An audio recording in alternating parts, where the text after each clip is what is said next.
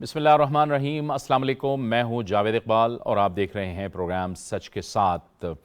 Budget 2022-2023 موجودہ حکومت نے پیش کر دیا ہے۔ اس پر ظاہر ہے کہ مختلف آراء سامنے آ رہی ہیں۔ کچھ لوگ کہہ رہے ہیں کہ یہ بہتر بجٹ ہے، کچھ لوگ کہہ رہے ہیں کہ ابھی اس میں بہت سی گنجائشیں ہو سکتی تھیں، لیکن ظاہر ہے کہ حکومت نے جو اس بجٹ کے حوالے سے فیصلے کرنے تھے یا جو اس بجٹ میں تجاویز سامنے آئی ہیں، انہوں نے اپنے سامنے بہت سے معاملات رکھے ہیں۔ ایک تو ایک بہت ٹائٹ اکنامک سچویشن تھی، اس کے اندر رہتے ہوئے، یعنی مشکل صورتحال کے اندر رہتے ہوئے حکومت کہتی ہے کہ ہم نے اس بجٹ کو پیش کیا ہے۔ موجودہ حکومت یہ بھی کہتی ہے کہ جو سابقہ حکومت تھی تحریک انصاف کی، اس کے بہت کچھ کمزور فیصلے کیے انہوں نے معاشی لحاظ سے، جس کی قیمت موجودہ حکومت کو ادا کرنا پڑی۔ جو سب سے بڑا جو مسئلہ ہے وہ یہ پیٹرولیم مصنوعات کا معاملہ ہے کہ جس میں موجودہ حکومت کہتی ہے کہ سابقہ حکومت نے IMF کے ساتھ معاہدہ کیا کہ اس کی قیمت بڑھائی جائے گی، پھر پیٹرول لیوی بھی لگائی جائے گی، لیکن اپنی کمٹمنٹ کو پورا نہیں کیا۔ قسط تو مل گئی IMF سے، لیکن اس کے بعد جو ایک معاہدہ کیا تھا اس کو سابقہ حکومت نے وفا نہ کیا، جس کی وجہ سے چاروں ناچار اس حکومت کے سر پہ یہ سارا معاملہ آیا، اور پھر انہوں نے جو فیصلہ کیا وہ یقینی طور پر مشکل فیصلہ تھا، جو عوام کے لیے بھی مشکلات کا باعث بنا۔ لیکن اس کے ساتھ ساتھ اب یہ حکومت کہتی ہے کہ یہ ایک ایسا بجٹ دینے کی ہم نے کوشش کی ہے کہ جس کے دور رس جو نتائج ہیں وہ ہمیں حاصل ہوں گے، اور جو موجودہ وسائل ہیں اس کے اندر رہتے ہوئے یہ فیصلے کیے گئے ہیں۔ اب ظاہر ہے کہ اس میں جو سب سے بڑا معاملہ آمدنی اور اخراجات کا ہے، اس میں ایک بہت بڑی خلیج ہے، اس کو کیسے کم کیا جا سکتا ہے، کیا معاشی ریفارمز ہیں جو کہ موجودہ حکومت کر سکتی ہے، اتحادی حکومت ہے۔ ان تمام معاملات پر ہم بات کریں گے، اور اس کے لیے ہمیں جوائن کر رہے ہیں اسٹوڈیوز میں ہمارے ساتھ ہوں گے جناب عامر ظفر دورانی۔ عامر صاحب، آپ کو بہت خوش آمدید کہتے ہیں۔ شکریہ۔ اور ویڈیو لنک پہ ہمیں جوائن کر رہے ہیں ماہر معاشیات جناب ڈاکٹر عابد قیوم سلیری۔ ڈاکٹر صاحب، آپ کو بھی خوش آمدید کہتے ہیں، بہت شکریہ آپ کا۔ دورانی صاحب، آپ سے گفتگو کا آغاز کریں گے۔ ایک جنرل ویو آپ بتائیے کہ یہ سچویشن ظاہر ہے، آپ نے اس پہ بات بھی کی ہے کہ بہت ٹائٹ تھی، اور حکومت کہتی تھی کہ جو اویلیبل وسائل تھے اس کے اندر رہتے ہوئے ہم نے کو بہتر کام کرنے کی کوشش کی ہے۔ آپ کو لگتا ہے کہ اس کے دور رس نتائج ہو سکتے ہیں؟ جی شکریہ، السلام علیکم۔ پہلی بات تو یہ ہے کہ دورس نتائج ہمیشہ پہلے ایک بجٹ سے نہیں آتے، وہ تو ایک کانسٹنٹ حکومت کو 2-3 سال ملیں تو آتے ہیں۔ بالکل۔ مجھے سب سے بڑا مسئلہ بجٹ کے اوپر تجزیے سے پہلے بھی یہی لگ رہا ہے کہ یہ ایک بجٹ ہے جو حکومت کو کہہ رہا ہے کہ یہ کوئی 15 مہینے ہیں جس کے اندر انہوں نے اس کی امپلیمنٹیشن کرنی ہے۔ تو میرے خیال میں بجٹ میں ابھی تک جو انہوں نے چینجز کی ہیں، ایک تو ان کے پاس اتنا کوئی مطلب جگہ نہیں تھی، جس کہتے ہیں نا روم، وگل روم نہیں تھا ان کے پاس۔ سو اس فسکل وگل روم کے نہ ہونے کی وجہ سے زیادہ تر آپ یہ دیکھیں گے کہ بجٹ پریٹی مچ پچھلی اگر آپ چیزیں دیکھیں 5 ایریاز کے علاوہ وہ تھوڑا سا کنسسٹنٹ ہی نظر آئے گا۔ they had to keep the schemes going جو جا رہی تھیں۔ ایک چیز جس کے اوپر میں تھوڑا سا یہ دیکھ رہا ہوں کہ حکومت جو پچھلی گئی تھی اس نے جو سبسڈیز دی تھیں پہلے، رائٹ، اب دیکھنا یہ ہے کہ کیا یہ جیسے جیسے یہ IMF کا پروگرام، کیونکہ ابھی تک تو وہ نیگوشیٹ نہیں ہوا، لیکن امید ہے کہ کچھ کہیں نہ کہیں تو کسی جگہ تو پہنچے گا، تو کیا یہ ممکن ہے کہ اس کے ہوتے ہوئے بھی یہ کچھ جو سبسڈیز ہیں ان کو کنٹینیو کریں؟ اور تیسری چیز جو مجھے اس میں نظر آئی ہے کہ انہوں نے کچھ ریکگنائز کیا ہے سیکٹرز کو، مثال کے طور پہ انہوں نے ایگریکلچر کو ریکگنائز کیا ہے، کچھ انہوں نے کہا کہ ہم انڈسٹری پہ توجہ دیں گے، لیکن جو اوور آل مجھے سب سے زیادہ خوشی اس بات کی ہوئی ہے کہ باوجود یہ پری بجٹ ڈسکشن کے، اب خوشی تو نہیں میں کہہ سکتا، لیکن سمجھیں کہ تھوڑا سا مجھے اطمینان ہوا کہ بہت سے نیگیٹو لوگ جو منفی سوچ رکھتے ہیں وہ یہ کہتے ہیں کہ پاکستان 4% سے زیادہ گرو کرے تو وہ انفلیشن افراط زر کا شکار ہو جاتا ہے۔ یہ بھی ایک رپورٹ آئی تھی ADB کی، کچھ لوگوں نے اس کو زیادہ ضروری سمجھ لیا ہے، لیکن اس کے حل موجود ہیں، اور اس حکومت نے جہاں پہلے بولا کہ ہم 4%، تو اس کے باوجود انہوں نے اکنامک سروے میں بھی اور بجٹ کی جو فریمنگ ہے اس میں بھی 5 سے 6% گروتھ کی گنجائش، اور اس کو ایکسیپٹ کیا کہ ہم ٹرائی کریں گے، تو میرے لیے یہ خوش آئند بات ہے۔ ٹھیک ہے ڈاکٹر صاحب، آپ کو کیا دکھائی دیتا ہے اس میں؟ پازیٹیو چیزیں ہیں، اور وہی ظاہر ہے جیسے دورانی صاحب بھی فرما رہے تھے کہ ایک 15 مہینے کا ایک ٹائم سپین اپنے ذہن میں رکھ کے اس بجٹ کو ایک ترتیب دیا گیا ہے، لیکن ظاہر ہے کہ صورتحال بہت ٹائٹ تھی۔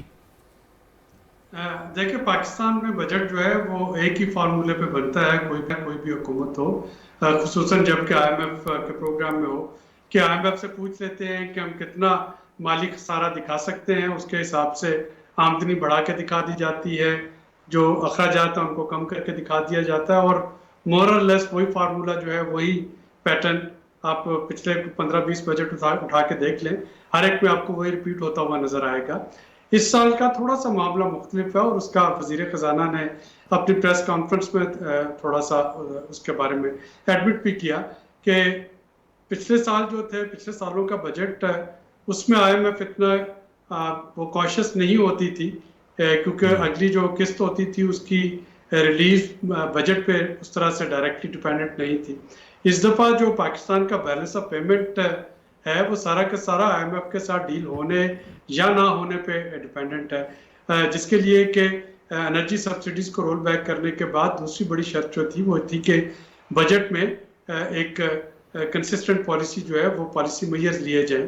اب میں اس بجٹ میں دیکھ رہا ہوں، ایک تو اعداد و شمار کا وہ تو پریس کانفرنس میں بھی بتا دیا گیا تھا وزیر خزانہ صاحب کو کہ وہ میچ نہیں کر رہا تھا، خصوصاً آمدنی جو ہے اس کو کچھ اس طریقے سے بڑھا کے دکھایا کہ وہ بہت ہی زیادہ آؤٹ ہو رہی تھی، لیکن جو ایک جائز طریقے سے ایگریکلچر پہ جو سب جی ایس ٹی ایگزمپشن دی گئی ہے، بڑی خوشائن بات ہے کہ دینی چاہیے، اسی طرح سے سولر پینل پہ دی گئی ہے، وہ چیزیں آئی ایم ایف کو برداشت نہیں ہوں گی، چونکہ آئی ایم ایف ان چیزوں کے خلاف نہیں ہے۔ آئی ایم ایف یہ کہتا ہے کہ آپ کے جی ایس ٹی سسٹم میں کوئی ڈسٹارشن نہیں ہونی چاہیے۔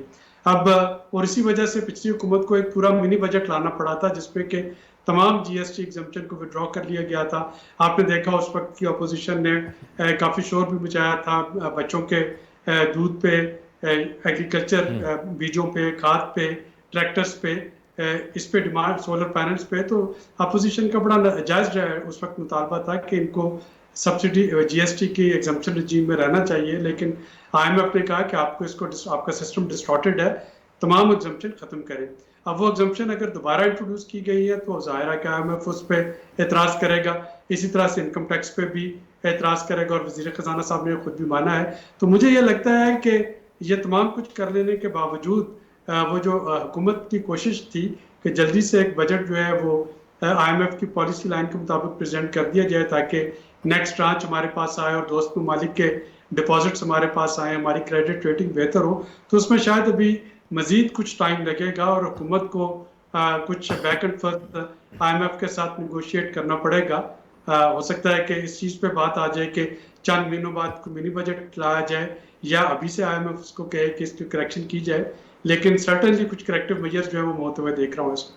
ٹھیک ہے ٹھیک ہے درانی صاحب، یہ ظاہر ہے کہ جیسے ڈاکٹر صاحب نے فرمایا کہ ہم نے اس سے پہلے اتنا کچھ نہیں دیکھا تھا، آئی ایم ایف کا عمل دخل ظاہر ہے ہوتا تھا، لیکن بجٹ کو لے کے اب بہت بات چیت چل رہی ہے، آئی ایم ایف کی بات ہو رہی ہے، ظاہر ہے وہ پچھلی حکومت کی کچھ کمٹمنٹس تھی جو نہیں آنر کی گئیں، پھر ان کو یہ فیصلہ لینا پڑا۔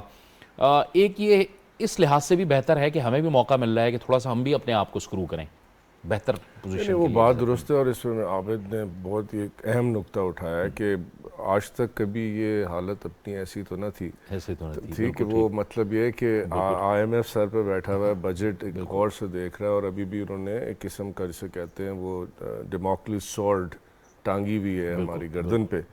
تو ابھی صرف ہمیں یہ دیکھنا پڑے گا کہ ٹائٹننگ جو آپ نے کہا ہے، تو اگر مطلب حکومت سوچے اس کے بارے میں، تو سب سے بڑی بات، اور اس پہ میں نہیں پتا عابد کا کیا ویو ہے، لیکن میرا سب سے بڑا ویو ہے کہ حکومت کا سائز چھوٹا کرنے کی ضرورت ہے، خاص طور پر فیڈرل حکومت اور اس کی جو یہ اسٹیٹ اونڈ انٹرپرائزز ہیں۔ اور ہم اس پہ میں آپ کو ایک چھوٹی سی بات بتا دوں کہ جب ٹائٹننگ کرنی ہوتی ہے نا، تو سب سے پہلے ریکرنٹ کہ آپ دیکھیں آپ اپنے گھر میں بھی جاتے ہیں نا، تو آپ بے شک ایک نئی گاڑی خریدیں، لیکن ریکرنٹ ایکسپینڈیچر میں آپ سب سے پہلے کہتے ہیں یار پیٹرول کم استعمال کرو۔ ابھی آپ خود سوچیں آپ کے میرے گھر میں کیا ہو رہا ہے، بیگم بچوں کو کہا جا رہا ہے کہ بھئی تھوڑا سا گاڑی کم چلاؤ، تھوڑی سائیکل زیادہ استعمال کرو، پیٹرول۔ تو کیا حکومت وہ میجرز لے رہی ہے؟ مجھے ابھی فوری طور پہ حکومت وہ میجرز دیتی نظر نہیں آ رہی ہے۔ میں ایک چھوٹا سا مثال دوں گا, اس پہ تھوڑا سا لوگ ہنسیں گے بھی, کچھ تنقید بھی کریں گے, کہ مثال کے طور پہ اس وقت تمام اپوزیشن جو ہے وہ مطلب استعفیٰ دے کے بیٹھی ہوئی ہے, باوجود اس کے ان سب کی تنخواہیں جا رہی ہیں. بھئی اگر وہ استعفیٰ دے کے بیٹھی ہوئی ہے اور آپ کو ایک کی میجورٹی ہے اور وہ نہیں آنا چاہتے ہیں تو ان کی تنخواہیں بند کر دیں. مطلب یہ کچھ ویزیبل سائنز ہوتے ہیں جو کہ یہ میرے خیال میں یا تو ایڈوائز اچھی نہیں جا رہی, مطلب ان کو کر دینا چاہیے تھا, ٹھیک ہے. اور اس پہ مجھے پتا ہے کہ کچھ اس کے بعد تاثرات اچھے نہیں آئیں گے. اچھا, دوسرا ایریا جو ہے جو میں بار بار لوگوں کو کہہ رہا ہوں کہ جب فیڈرل لیول, وفاقی لیول پہ جب بھی یہ کام ہوتا ہے تو ہم نے آج تک 70+ سالوں میں صوباؤں, جو ہمارے صوبے ہیں, ان سارے صوبوں کے پاس پیسہ یعنی کہ جمع کرنے کی ایک کیپیسٹی ہے جو وفاقی حکومت سے بہت زیادہ ہے. اور یہی وہ حکومت تھی پی ایم ایل این والی, خیر اب تو تھوڑی کولیشن ہے, لیکن ان کی پچھلی گورنمنٹ میں آپ دیکھیں تو جو ڈیٹا تھا 16-17 کا, اس میں 9% تک پروونسز کی کلیکشن چلی گئی تھی ٹوٹل پاٹ میں. اور سب سے زیادہ جو کلائمبنگ کا جو ریٹ تھا وہ پنجاب کا تھا, اور اس کے بعد کے پی کا, پھر اس کے بعد سندھ, اور پھر اس طرح.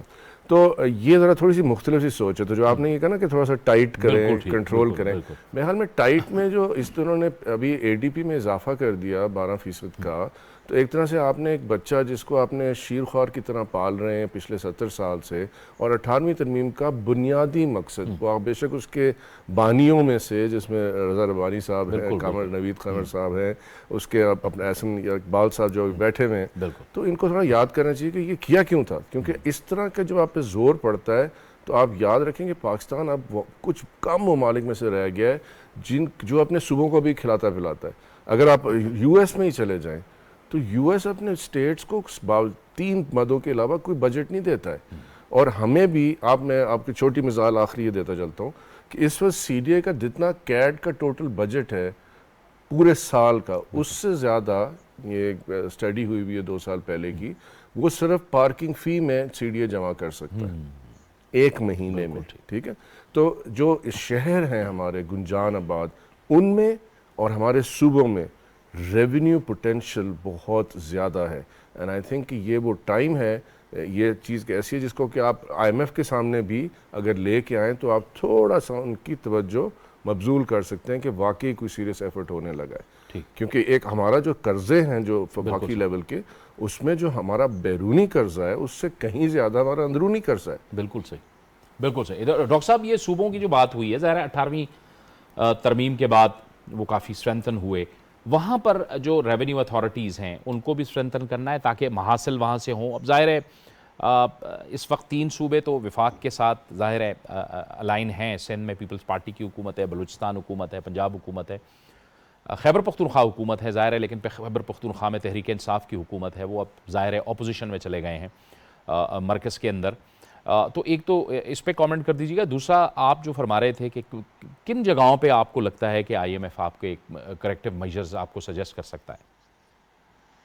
دیکھیے, آئی ایم ایف جو ہے وہ آپ کو کوئی چیز پرٹیکولر نہیں کہتا کہ بجلی کا بل بڑھائیں, گیس کا بل بڑھائیں. وہ تو یہ کہتا ہے کہ آپ اپنی آمدنی اور اپنے اخراجات جو ہیں ان میں ایک توازن پیدا کریں, یا اخراجات کم کر لیں یا اپنی آمدنی بڑھا دیں, اور آپ کی جو پالیسیز ہیں ان میں کوئی کنٹراڈکشن یا ڈسٹورشن نہ ہو. یہ نہیں ہے کہ آپ نے ایک پالیسی دی پھر آپ اس میں کہیں کہ جی اچھا اس سے یہ بھی ایگزمپٹ ہوگا, یہ بھی ایگزمپٹ ہوگا, یہ بھی ایگزمپٹ ہوگا.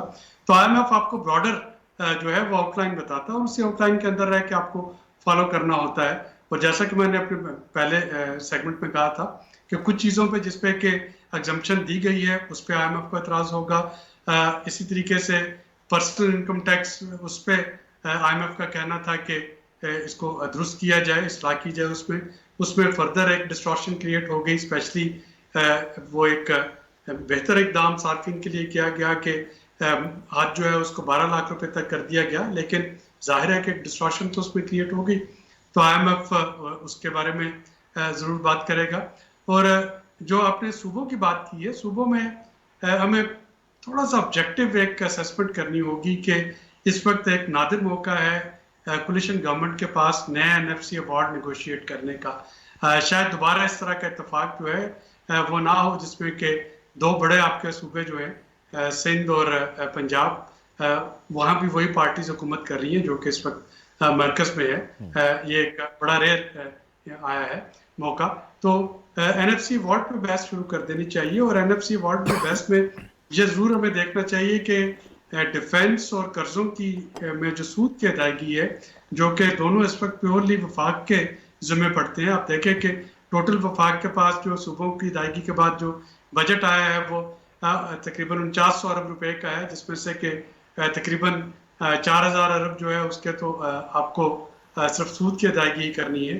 تو یہ جو ڈیفینس ہے اور جو سود کی ادائیگی, اس کا کچھ نہ کچھ پرسنٹیج, چاہے کچھ سمبولک کی ہو, یہ صوبوں کی طرف جانا چاہیے. لیکن یہ تبھی پاسبل ہوگا جبکہ پولیٹیکل پولرائزیشن جو ہے اس میں کمی آئے, اور تمام جماعتیں جن آئندہ آنے والے سالوں میں حکومت میں آنا ہے وہ تھوڑا سا دور اندیشی سے کام لیتے ہوئے یہاں پہ یہ کریکشن جو ہے وہ کر جائیں. درانی صاحب, یہ ظاہر ہے کہ اتحادی حکومت ہے اور اس میں بہت سی جماعتیں ہیں, جیسے آپ نے بھی فرمایا کہ اور یہی جماعتیں تھیں جو لیڈ کر رہی تھی 18ویں آئینی ترمیم کے حوالے سے. پولیٹیکل ول ہونی چاہیے, معاملات کو یہ آگے لے کے چل سکتے ہیں. لیکن اس میں ایک معاملہ جس طرف آپ اسٹیٹ اون انٹرپرائزز کی آپ بات کر رہے تھے, اس میں آپ کو معلوم ہے کہ جیسے مسلم لیگ نون جو اس وقت حکومت کو لیڈ کر رہی ہے, وہ تو یہ چاہے گی, لیکن پاکستان پیپلز پارٹی کا آپ کو پتہ ہے سالہ سال سے جو موقف رہا ہے نجکاری کے حوالے سے, وہ ان کا اپنا ایک موقف ہے. لیکن یہ لوگ کچھ فیصلے لے سکتے ہیں, جیسے کہ یہ خود کہتے ہیں کہ ہم نے اپنی سیاست نہیں, ہم نے ریاست بچانے کا فیصلہ کیا ہے. جی آپ درست کہہ رہے ہیں, اور میرے خیال میں عابد کو صرف یہ یاد کرنا چاہوں کہ یہ موقع بھی اچھا ہے, لیکن شاید اس موقع کا نتیجہ جو ہے, بالکل صحیح بات انہوں نے کی ہے کہ اس سے بہتر کوئی ٹائم نہیں تھا کہ جب اتنی وائڈ کولیشن گورنمنٹ فارم ہوتی ہے تو NFC ایوارڈ جو پچھلے اتنے سالوں سے لٹک رہا ہے اس کا فارمولا چینج کرنا ہے. لیکن اتفاق سے مجھے اس پہ جو فکر ہے اور تھوڑا سی تشویش ہے وہ یہ ہے کہ اگر یہ اس وقت ہو گیا تو اس فارمولے میں وہ ڈیفینیٹیو, یعنی وہ جو ہم اس میں چینجز لانا چاہتے ہیں وہ شاید نہ لا سکیں, کیونکہ وہ پچھلی دفعہ بھی اگر دیکھا جائے if I'm not wrong PPP کے دور حکومت میں فائنلائز ہوا تھا. تو اور اس میں بہت شدید نقائص ہیں جن سے ابھی ہمیں ان کو بدلنا پڑے گا. جو دوسری آپ کی بات ہے کہ جہاں تک نجکاری کی, تو میرے خیال میں ذاتی طور پہ یہ روٹی کپڑا اور مکان والی جو پارٹی ہے ہماری PPP ورسز جو PMLN ہے, جو زیادہ نجی پارٹی سمجھ آتی ہے کہ وہ سرمایہ کار صنعت کار کے ساتھ زیادہ ان کا گٹھ جوڑ ہے, تو یہ تو بڑا اچھا موقع ہے میرے خیال میں. مطلب میں تو اس کو بڑی اچھی طریقے سے دیکھتا ہوں کہ وہ ان کو سمجھائیں کہ وہی لوگ جنہوں نے نجکاری کے خلاف کوئی بیج بوئے, وہی جا کے, مطلب اگر شہباز شریف صاحب پائلر میں جا کے کراچی میں اور وہ ایک سپیچ کریں اور کہیں کہ اسپیل ملز کو جو ہے نجکاری کرنے دو, تو وہ تو obviously اپنے آپ کو کھڑے مانیں گے. لیکن میرے خیال میں سندھ میں جو پیپلز پارٹی یعنی جس نے لگایا وہی کہے کہ یار یہ ابھی ٹھیک نہیں چل رہا ہے, کیونکہ آپ جہاں مثال کے طور پہ, اور میں پرٹیکولرلی اسٹیل مل کی مثال دے رہا ہوں کیونکہ اس پہ بھٹو صاحب مرحوم کا بھی ایک اسٹیمپ ہے سب کا, ٹھیک ہے. تو اگر آپ اس کو ایز ایک مثال کے طور پہ لے کے چلیں, تو اس مثال کے اندر اگر پیپلز پارٹی واقعی چاہے تو میرے خیال میں اس وقت سندھ کا بہت سا ڈیموگرافک ووٹ بینک جو ہے, یعنی کہ جو اس وقت جوان نسل ہے جو ووٹ پہ جائے گی, وہ جو جائے گی ان کو یہ بات سمجھائی جا سکتی ہے کہ بھائیوں اور بہنوں, یہ 1960 کا پاکستان تھا اور یہ اب دنیا میں یہ ہونے جا رہا ہے, اور دنیا میں جنہوں نے یہ شروع کیا وہ ٹوٹ چکے ہیں اسی وجہ سے. مطلب ہم روس کی طرف اشارہ ہے میرا. تو میرا خیال میں اس کو تھوڑا اس طرح دیکھتا ہوں, آپ کی مرضی. صحیح ہے ڈاکٹر صاحب, لیکن اب جب ہم معاشی ریفارمز کی بات کریں گے, اصلاحات کی بات کریں گے, اور ہم اس پہ بات بھی کرتے رہے ہیں کہ گزشتہ 2-3 سال ظاہر ہے کرونا کی وجہ سے بھی اصلاحات رکی بھی, جو پلاننگز تھی حکومتوں کی وہ بھی نہیں ہو سکیں, تو پھر ہم کن اصلاحات کی بات کر رہے ہوں گے کہ جب اس قسم کی چیزیں ان سے ہم صرف نظر کریں, وہ ادارے جو ظاہر ہے سفید ہاتھی بنے ہوئے ہیں, تو پھر ہم کن اصلاحات کی بات کر رہے ہوں گے, کن جگہوں پہ ہم پھر فوکس کر سکتے ہیں؟ دیکھیں جاوید صاحب, یہاں پہ میں جو وزیر اعظم نے اعلان کیا اسمبلی میں, اور انہوں نے ایز این اپوزیشن لیڈر بھی اس بات کی آفر کی تھی, چارٹر آف اکانومی جو ہے آپ اس کو, بھلے وہ اب ایک ایسا جارگن بن چکا ہے جو کہ کافی عرصے سے استعمال ہوتا رہا, لیکن اس پہ کوئی پریکٹیکل کوئی اسٹیپ نہیں اٹھایا گیا. میثاق معیشت, اس کو آپ اوپنلی پبلک ڈومین میں کر لیں, اس کو बंद कमरे में चैटम हाउस रूल के तहत इस पे डिस्कशन कर लें। इस पे आप सेनेट के अंदर जैसे हमारी नेशनल सिक्योरिटी काउंसिल है उसकी तरह का कोई इकोनॉमिक सिक्योरिटी काउंसिल बना लें, जिसमें के तमाम जमातों बशमूल पीटीआई को नुमाइंदगी और बाकी स्टेक होल्डर्स भी मौजूद हो। हमें इस वक्त मईशत पे सियासत करने से एतराज़ करना चाहिए और थोड़ा सा एक medium to long term policy पे काम करना शुरू कर देना चाहिए। कोई भी सियासी जमात अगले इलेक्शन के बाद हुकूमत बनाए, ये उसके फ़ायदे में होगा, खा वो पीटीआई है, वो पीएमएलएन है, वो पीपल्स पार्टी है या वो कोलिशन है, कि उन सब के फ़ायदे में होगा कि मैक्रो इकोनॉमिक स्टेबिलिटी हो और कोई ऐसा रोड मैप हो जिस पे कि काम किया जा सके। अब देखें ना कि अब IMF के साथ नेगोशिएशन का मामला हो या इन इस्लाहात का मामला हो, अगर हम यही सोचते रहेंगे कि चूँकि हुकूमत के पास सिर्फ साल 1.5 साल है और अपोजिशन जो है वो बड़ी स्ट्रॉन्ग अपोजिशन है, वो इनको बहुत सी चीज़ें नहीं करने देगी, तो इसका मतलब है कि वो चीज़ें 1.5 साल मज़ीद आखिर में चली जाएंगी और कल को इलेक्शन के बाद जो भी हुकूमत आएगी उसको फिर दोबारा नए सिरे से उन पे उस काम करना जो है वो शुरू करना होगा उस पर। तो इस वक्त को हमें बचाना होगा। यानी मेरे लिए बड़ी एक एम्बैरेसमेंट होती है कि ये साल 2022 जो कि हमें अपनी 75वीं सालगिरह के तौर पे इसको सेलिब्रेट करना चाहिए था बड़ी खुशियों के साथ, हम वहाँ पे एक बैलेंस ऑफ पेमेंट क्राइसिस में फंसे हुए हैं और आज भी हम इस चीज़ पे फंसे हुए हैं कि क्या हमारे पास 5 हफ्ते से ज़्यादा के इम्पोर्ट के लिए डॉलर्स आ सकेंगे या नहीं आ सकेंगे। तो मिन हैसुल कौम हमें थोड़ा सा इस पर सोचना होगा कि किस तरीके से हम इसको मईशत को बचा सकें, इसको आगे लेके जाने के लिए मुल्क को कि इस शर्मिंदगी से बच सकें। ठीक है दुरानी साहब, आपका जी हाँ फरमाइए। मैं इस पर जल्दी से थोड़ा सा एक बात कर दूं कि ये अब आबिद ने जितनी बात की है आफ्टर चार्टर ऑफ इकोनॉमी उस पर मैं बिल्कुल कायल हूँ। सिर्फ ये जो टर्म है चार्टर ऑफ इकोनॉमी, मेरे ख्याल में ये जमहूरियत की मनफी करती है। जमहूरियत का नाम ही ये है कि जब आप एक जमहूर यानी लोगों के साथ आप आते हैं, लोग आपको वोट देते हैं, आपकी जो पॉलिसी होती है उस पर आपको अगला वोट मिलता है। अगर आपकी पॉलिसी अच्छी होगी, उस पर आपको वोट मिला है और आप तरक्की कर रहे हैं, और अगर आप सियासत और ये सिर्फ बराए सियासत नहीं कर रहे, तो फिर जो अगली हुकूमत आएगी वो पर फोर्स यानी मजबूर होगी कि वो पिछली हुकूमत की पॉलिसियों को फॉलो करे और उनकी पैरवी करे। तो यहाँ पे मुझे जो सवाल लग रहा है, आज इस दफ़ा के बजट में भी मैं शुरू होने से पहले भी कुछ चीज़ों को देख रहा था कि कुछ चीज़ों को बिल्कुल मनफी कर दिया। PSDB में किसी चीज़ को मनफी करना एक इंतहाई गलत कदम है। उसकी सिंपल वजह ये नहीं होती क्योंकि उससे थ्रो फॉरवर्ड के अलावा आप लिटरली बहुत से लोगों का रोज़गार बंद कर रहे हैं, ठीक है ना। तो मतलब एक प्रोजेक्ट चल रहा होता है, उसमें से कोई चीज़ होती है वो एक्चुअली तामीर और तरक्की उस पर खर्च होती है, उसके पीछे कोई टीम बैठी होती है। तो मैं ये देख के हैरान हूँ कि कई दफ़ा कई चीज़ों पे मनफी सिफर का हिंसा चल रहा है और वो इस साल ज़ीरो एलोकेशन, यानी होता है ना कभी हमने नहीं भी करनी। अच्छा, वापस इस बात पे आते हैं कि जो ये जो पॉलिसियों की कंटिन्यूटी, उनका तसलसल वो कैसे बरकरार।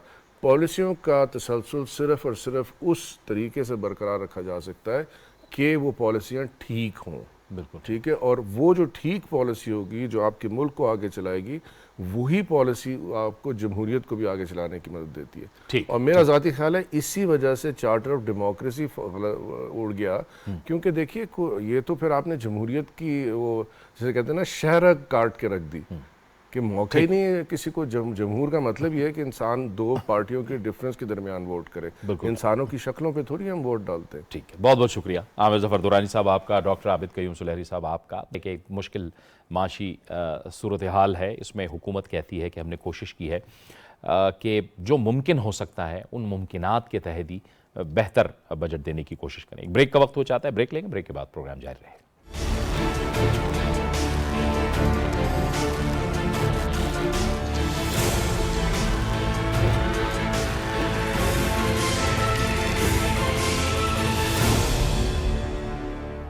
प्रोग्राम में नाज़रीन एक बार फिर आपको खुशामदीद कहते हैं और अब हम बात करेंगे तालीम के हवाले से और तालीमी रिफॉर्म्स के हवाले से भी।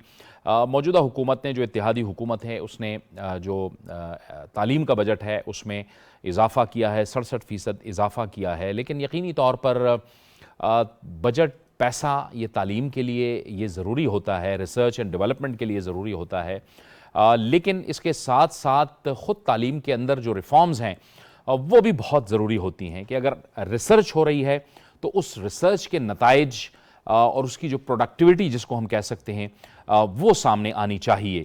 اگر ایم فل اور پی ایچ ڈی پروڈیوس ہو رہے ہیں تو کیا وہ quality M Phil P H D produce ہو رہے ہیں, اور ان کی ریسرچ سے جو مارکیٹ ہے, جو ملک ہے, اس کو فائدہ ہو رہا ہے یا نہیں ہو رہا.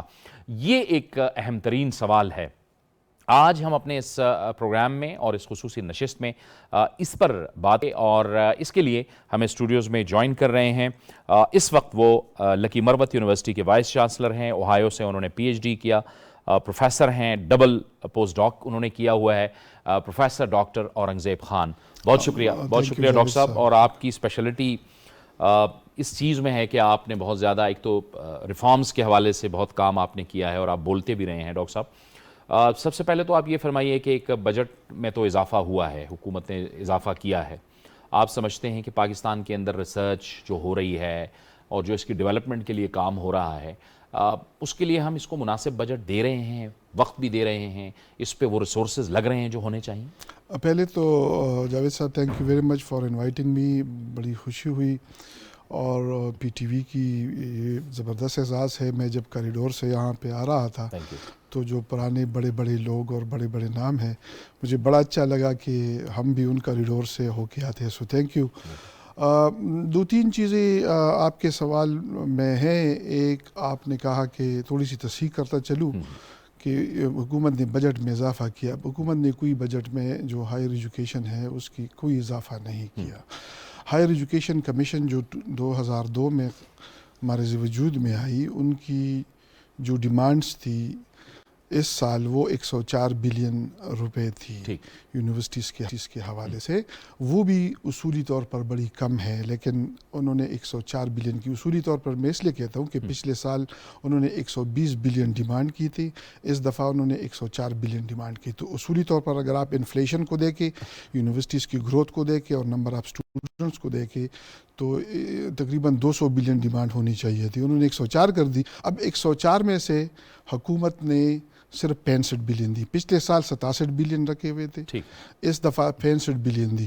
یہ اضافہ آپ کو اسی لیے لگا, اور آپ کو میں یہ تصحیح کرتا چلوں کہ حکومت نے پہلے ایک مہینے پہلے انہوں نے ایک نوٹیفیکیشن دے ماری کہ یہ 30 بلین ہم دیں گے, جس سے ایک بہت کلبلی مچی, یونیورسٹی کے اندر بڑی انریسٹ ہوئی اور ہائر ایجوکیشن بھی بڑا وریڈ ہوا.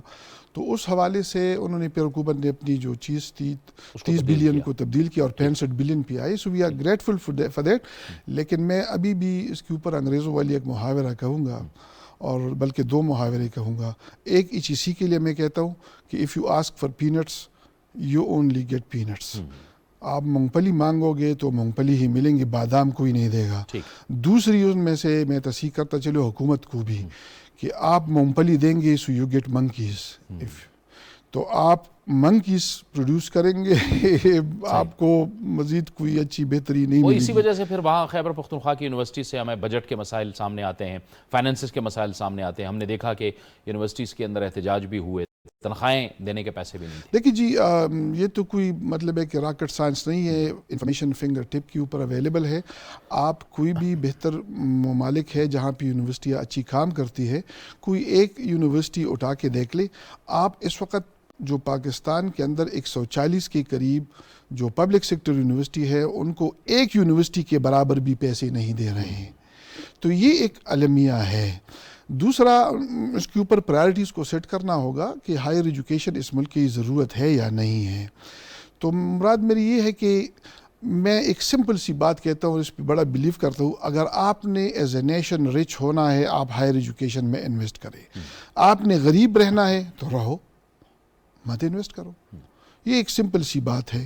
اور میرے خیال میں ابھی وقت آ گیا ہے کہ حکومت ان چیزوں کو سیریس لے, ایک ڈیبیٹ اوپن ہو, ان کے اوپر سیمینارز ہو, ان کے اوپر ورکشاپس ہو, اور ان کے اوپر جو اس مملکت کے اور ساری دنیا میں جو پاکستانی جو ان چیز کو اور اس کی اہمیت کو جانتے ہیں, ان کو بلایا جائے اور ہائر ایجوکیشن کی اہمیت کو اجاگر کیا جائے کہ یہی وہ واحد ذریعہ تعلیم ہے جس کو ان سم کوٹ ان کوٹ جس کو نالج اکانومی سے لنک کیا جاتا ہے، نالج اکانومی اس کے اندر ایمبیڈڈ ہے، اور یہ پروڈکٹیوٹی کو انہانس کرے گا. اگر آپ نے as a economic nation survive کرنا ہے اور آپ نے پروڈکٹیوٹی کے اوپر آنا ہے، آپ نے ایکسپورٹس کو بڑھانی ہے، تو ظاہری بات ہے پھر آپ نے ہائر ایجوکیشن کے اوپر اچھا ڈاکٹر صاحب، یہ اس میں میں آتا ہوں اس بات کی طرف کہ ریسرچ اینڈ ڈیولپمنٹ جو ہے، اور اس پہ کتنا ہم لگا رہے ہیں اور کتنا لگنا چاہیے، کتنا اس پہ اور کام ہو سکتا ہے، لیکن دوبارہ coming back to the same old point کہ جو فائنینشیل کرائسس ہم نے دیکھا گزشتہ حکومت کے دوران یونیورسٹیز کے اندر، اس دوران سابق گورنر خیبر پختونخوا کی طرف سے کوئی ڈائریکٹیو بھی آیا یونیورسٹیز کو کہ آپ جو ہے اپنا جو بجٹ ہے اس کو آپ ڈیفیسٹ میں نہ شو کریں اور زیرو شو کریں آپ، تاکہ وہ لگے نا. کیا اس کا پس منظر؟ یہ ایک گمبھیر سی صورتحال سامنے آئی. اصولی طور پر یہ تھا کہ جب 18 امینڈمنٹ کے اندر جب یہ ایجوکیشن ڈیوالو ہوئی اور صوبوں میں چلی آئی، تو صوبوں کے ایکٹ کے مطابق تمام یونیورسٹی اس وقت فنکشن کر رہی ہیں. اب اس میں سے یہ تھا کہ جب فائنانسز کی بات تھی، اس میں NFC ایوارڈز کے اندر ان کو پورا ڈیزگنیٹ کرنا چاہیے تھا کہ کیا کیا فنڈنگز جائے گی، لیکن وہ تو خیر ایک پولیٹیکل مسائل وہاں سے ہو کے وہاں پہ پڑے ہوئے ہیں. ہائر ایجوکیشن کمیشن جو فیڈرل لیول کے اوپر کام کرتی ہے، وہ اپنی ایک چھوٹی سی شیئر یا کوئی خاص شیئر ایک فارمولے کے تحت تمام یونیورسٹی کو سپورٹ کرتی رہی ہے، وہ دے رہی ہے. پروونسز کا وہاں کے اوپر کوئی عمل دخل اس وقت یونیورسٹیوں کے لیے یا ہے نہیں، یا کچھ یونیورسٹی کے لیے وہ بھی ہے بڑا کم ہے. وہ فارمولہ ابھی وہاں پہ بھی واضح نہیں ہوا. جب یونیورسٹی اب بجٹ لے کے آتی ہے تو یونیورسٹی کی جو فورم ہے، جو سینٹ ہے، ان میں سے حکومتی نمائندے اور گورنر ہاؤس کے نمائندے ہوتے ہیں، جو چانسلر کے آفس کے لوگ، جو یونیورسٹی کا سینٹ ہوتا ہے، جو یونیورسٹی کا سینٹ ہوتا ہے، ان میں ممبرز ہوتے ہیں. ان میں سے ہائی کورٹ کے جج صاحبان ہوتے ہیں، اور اس میں سے بڑے، اور اس میں سے صوبائی اسمبلی کے لوگ ہوتے ہیں. تو ان میں سے یہ ہے کہ جب وہ صورتحال آ جاتی ہے تو ان کو وہ ڈیفیسٹ والی بجٹ گوارا نہیں. میری اس میں سے 2-3 سوالات ویسے ہیں، لیکن کسی نے آج تک اس کی جوابات نہیں دی. میں نے کہا کہ اگر اس مملکت کا فیڈرل لیول کے اوپر بجٹ خسارے میں ہے، اگر صوبوں کا بجٹ خسارے میں ہے، اگر تمام آرگنائزیشن کا بجٹ خسارے میں ہے، تو یونیورسٹیز کا کیوں خسارے میں نہ ہو؟ لیکن وہ وہاں سے ان میں سے ڈر ہے یا پتہ نہیں کیا ہے کہ وہ کہتے ہیں کہ خسارے کی بجٹ نہ لے کے آؤ، کیونکہ پھر خسارہ کون دے گا. ان کو یہ بڑی فکر لاحق ہے. تو مراد میری یہ ہے کہ آپ جاوید صاحب، آپ اس ملک کی اسٹیٹسٹکس دیکھیں شماریات کے اوپر جب ہم فیصلے کریں گے تب ٹھیک فیصلے ہوں گے.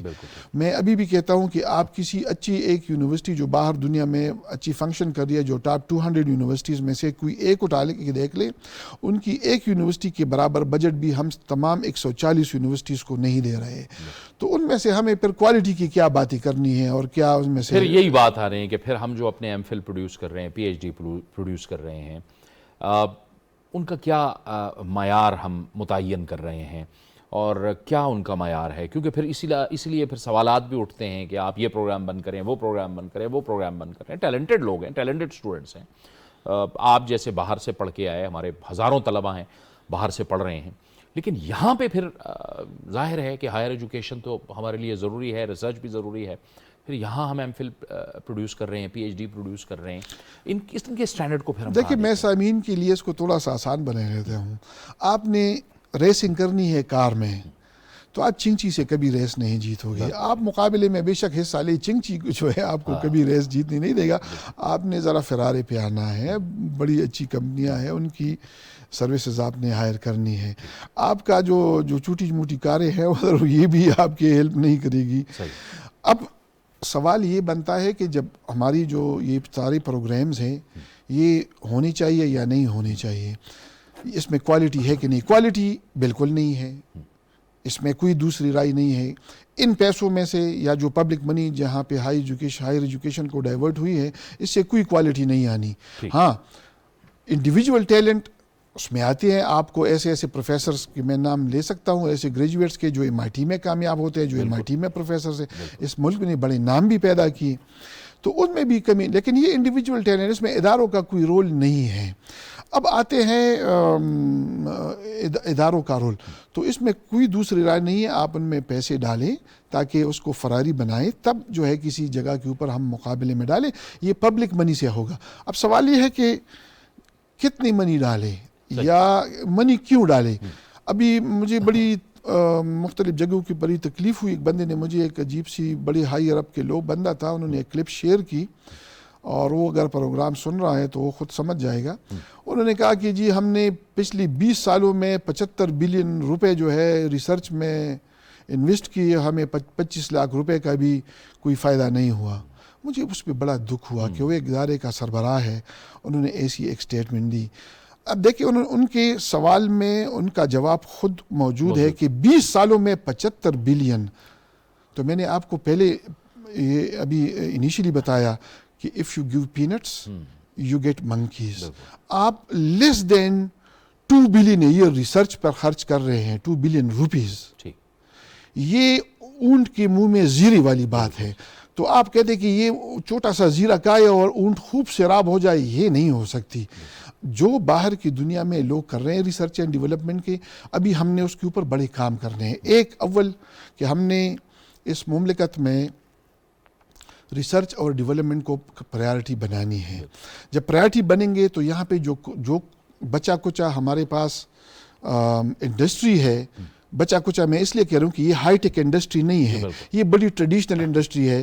شوگر مل کی اور آٹے کی ملوں کی اور کچھ کپڑوں کی ملوں کی, اگر آپ اس کو انڈسٹری کہتے ہیں, یہ وہ 300 سال پرانی والی انڈسٹریز ہم کہتے تھے. یہ ہائی ٹیک نہیں ہے, ہم ہائی ٹیک میں اس وقت کچھ بھی نہیں کر رہے ہیں. میں ہائی ٹیک کی بات کر رہا ہوں from sand to Silicon Valley, کہ اسی سینڈ سے ہم شیشہ بنائیں, اسی سینڈ سے ہم بلٹ پروف شیشہ بنائیں, اور اسی سینڈ سے ہم پھر چپ بنائیں جو کہ تمام ٹیکنالوجیکل گیجٹس کی بیسز ہیں, اور یہ سارے پیسے یہ کا لیتی ہے. یہ ویسٹ جو ہے بڑا کلیور ہے, اور یہ میں کلیئرلی بتا دیتا ہوں تاکہ سامعین کو بھی سمجھ آ جائے, ہمارے ہائی عربس کو بھی سمجھ آ جائے کہ ویسٹ آپ کو کبھی بھی ٹیکنالوجی ٹرانسفر نہیں کرے گا. آپ نے خود ہی یہ کرنا ہے. اگر آپ نے خود ہی کرنا ہے, چائنیز کے ماڈل کو دیکھو, جیپنیز کے ماڈل کو دیکھو, تو ان کے لیے پھر اسٹریٹجی ہے, کوئی ہڈن بات بھی نہیں ہے, وہ اسٹریٹجیز اڈاپٹ کرو. لیکن ان کے لیے آپ نے اپنے ہیومنس کو, اپنے جو آبادی ہے ان میں سے ٹیلنٹڈ لوگوں کو گریجویٹ کروانا ہے انہی کے لیول کے اوپر, انہی سائنسدانوں کو ٹرین کرنا ہے. جب وہ واپس آ جائیں گے اس مملکت میں, آپ کے ملک کو اٹھائے گا. اور باہر کا جو انویسٹر ہے وہ آپ کو دیکھ رہا ہے کہ آپ کے پاس سکلز ہے کہ نہیں ہے. اب سوال آپ کا جو بنیادی تھا کہ آیا ہم اس پہ پیسے خرچ کریں کہ نہ کریں, اور خرچ کرتے ہیں تو کوئی پروڈکٹیوٹی آتی ہے, پیسوں سے تو پروڈکٹیوٹی نہیں آتی. مثال کے طور پر میں آپ کو ایک آسان سی بات بتاؤں. ہم جب بچے ہوتے تھے تو گرینڈ ماں ہماری جو دادی تھی, اور آپ کی بھی دادی, اور تمام جو ہمارے گاؤں میں جو لوگ ہیں ان کی دادی جو تھی وہ ایک بڑے کٹورے میں وہ دہی ڈال کے ان سے مکھن نکالتی تھی, اور پھر جو لسی بنتی تھی. بالکل. تو اس مکھن کے لیے ایک خاص کوانٹٹی دہی کی ضرورت ہوتی ہے. اگر آپ اس میں ایک چٹانک یا ایک پاؤ دہی ڈالے اس سے تو وہ جو پارٹ ہے وہ ویٹ نہیں ہوگا, تو دہی تو اس سے کیا نکلے گی. آپ بس اس وقت ریسرچ کی مد میں آپ ایک پاؤ بالکل ٹھیک ڈال رہے ہو, تو آپ زیادہ ڈالیں. اس کے علاوہ لیجسلیشنز ہونی چاہیے کہ جو انڈسٹری ہے وہ اپنی R&D اسٹیبلش کرے, وہ اپنی نیڈز اسٹیبلش کرے, وہ اپنے ویسٹ کو اپنے پرابلمز نہ دے. ڈسکنیکٹ ہے ہماری انڈسٹری کے درمیان اور ہمارے ایجوکیشنل انسٹیٹیوٹس کے نہیں, ابھی کوئی کنیکشن ہے ہی نہیں. ان کے ساتھ کوئی پروگرامز ہی نہیں ہے ہماری جو انڈسٹری ہے کہ وہ اپنی R&Ds ڈیولپ کرے. یہ لیجسلیشن سے ہوگا کہ ان کی انکم کا ایک خاص پرسنٹ ضروری ہے, ان کے اوپر لازم ہوگا, جس طرح ٹیکس ہوتی ہے 2% کر لے 5% کر لے, کہ وہ اپنی انکم کی وہ R&D میں کرے. R&D جو ہے اس سیکشن میں گریجویٹس جب یونیورسٹی سے نکلیں گے وہاں پہ وہ ریسرچرز ہوں گے. اور اس کے علاوہ مملکت میں بہت سے, میں کہتا ہوں درجنوں نیشنل لیبز ہونے چاہیے جو آپ کے پرابلمز جو ہے ان کے اوپر ریسرچ ہو, اور وہ ریسرچ جو ہے ان پرابلمز کو نیٹ کرے, اور ان کے اوپر چیزیں آپ کو سامنے. ڈاکٹر صاحب, آپ کو نہیں لگتا کہ گزشتہ کچھ سالوں کے اندر یونیورسٹیز کی جو ہے بڑی مشروم گروتھ ہوئی ہے؟ بہت زیادہ یونیورسٹیاں بنی ہیں, خیبر پختونخوا کے اندر بھی بنی ہیں, جنرل یونیورسٹیاں بہت زیادہ بن گئیں, پولیٹیکنک یونیورسٹی ہمیں کہیں نظر نہیں آتی.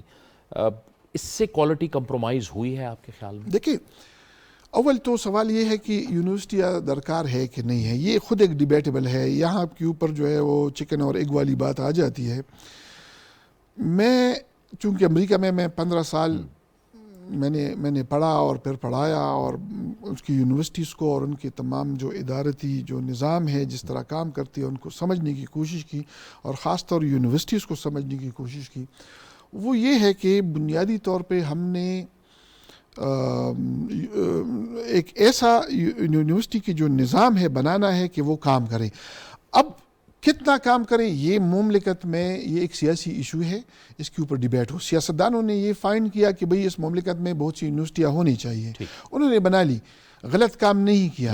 یونیورسٹیوں میں اس قوم ہی نے پڑھنا ہے، تھوڑے مقدار میں پڑھے. ہاں یہ ایک ڈیبیٹ ہو سکتی ہے کہ ایگزسٹنٹ کو اسٹرینتھن کرے پھر مزید پڑھے، یہ بھی ایک ڈیبیٹ ہے. یا ڈور سٹیپ کے اوپر جو ہے آپ کو یونیورسٹی فراہم کرے تاکہ وہ جو لوگ جو فار فلنگ ایریا سے دوسرے جگہوں کے اوپر نہیں آ سکتے ان کو جو ہے گھر کے دہلیز کے اوپر یونیورسٹی پرووائڈ ہو. یہ بھی ایک زبردست اقدام ہے. لیکن اب سوال یہ ہے کہ دیکھیں کاسٹ اتنا اس کا ہائی نہیں ہے. اب میں جاوید صاحب آپ اسٹیٹسٹکس کو ذرا اٹھا کے دیکھ لیں. اس وقت آپ نے 9,500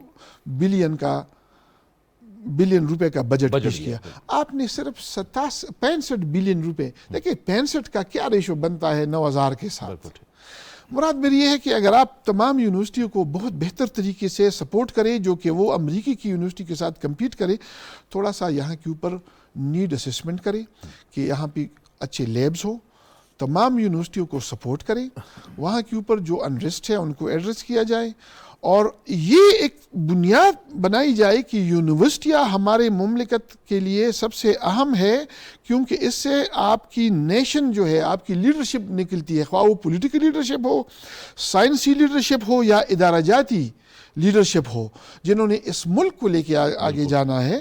یہ تمام لوگ یونیورسٹیوں سے نکلنے ہیں، خواہ وہ سپریم کورٹ کے ججز ہو، خواہ وہ ہر ادارے کے لوگ ہو انہی یونیورسٹیوں سے. تو انہی یونیورسٹیوں کو اسٹرینتھن کرو، ان کو ویل ایکوپڈ کرو. اور میں آپ کو بتاتا ہوں، میں جو کبھی کبھی بڑی وہ تکلیف ہو جاتی ہے، اس غریب وطن کے ہزاروں لوگ باہر گئے اور انہوں نے پی ایچ ڈیز بڑے اچھے ممالک سے لی، واپس آ گئے ہیں اور بہت کیپیبل لوگ ہیں. یہ میں آپ کو بڑی آنیسٹلی بتاتا ہوں، بہت کیپیبل لوگ ہیں. لیکن یہاں پہ ہم نے ان کو غلیل دے دیا ہے کہ جا کے شیروں کی شکار کرو. اب وہ وائز بھی ہے، اس کا کوئی یہ کام نہیں ہے کہ وہ اس کے اوپر جو ہے چڑیا مڑیا ماریں گے، شیر کے شکار کے اوپر وہ نہیں نکلیں گے.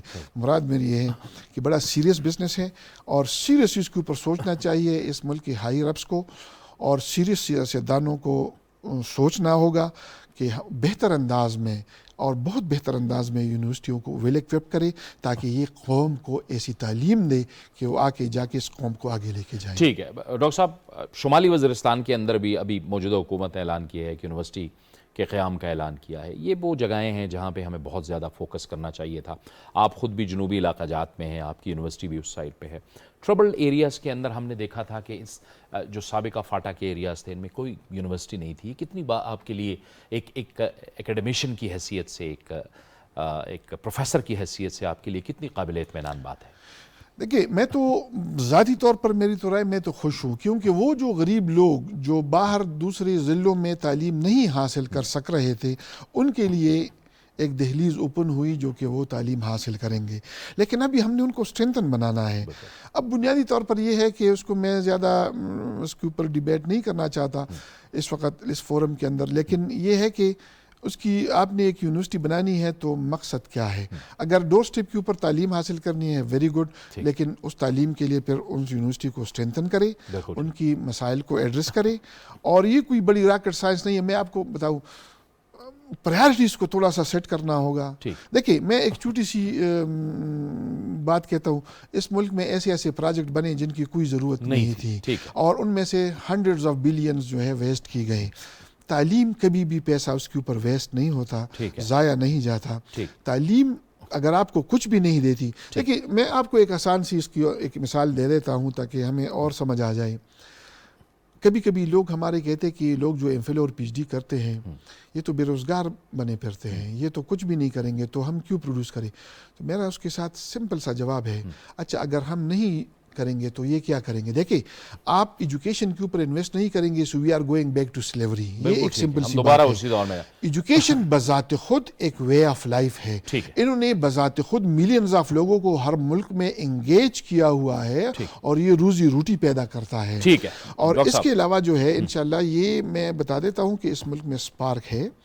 ہم نے اگر آگے جانا ہے انڈیجنسلی اپنے سائنسدانوں کو ٹرین کرنا ہے اور انہی لوگوں نے جو ہے پھر اپنی کچھ ایجادات کرنے ہیں اور آر این ڈیز کے اندر پھر انہوں نے آگے انڈسٹری کے ساتھ ہیلپ کرا کے ختم ہو آگے گیا جانا ہے. اور آئندہ بھی انشاءاللہ آپ سے ریفارمز کے حوالے سے بات ہوتی رہے گی. بہت بہت شکریہ پروفیسر ڈاکٹر اورنگزیب خان صاحب. آپ یقینی طور پر پالیسی سازی کی بھی ضرورت ہے. بجٹ کی تو بات ہو ہی جاتی ہے, پیسہ لگاتے ہیں, لیکن ظاہر ہے کہ تعلیم اگر ہم لوگ پروڈیوس کر رہے ہیں, ہائر ایجوکیشن کر رہے ہیں, تو اس میں ایک کوالٹی ہونی چاہیے, اس کا ایک معیار ہونا چاہیے. یہ تھا ہمارا آج کا پروگرام. جاوید اقبال کو اجازت دیجیے. اللہ حافظ.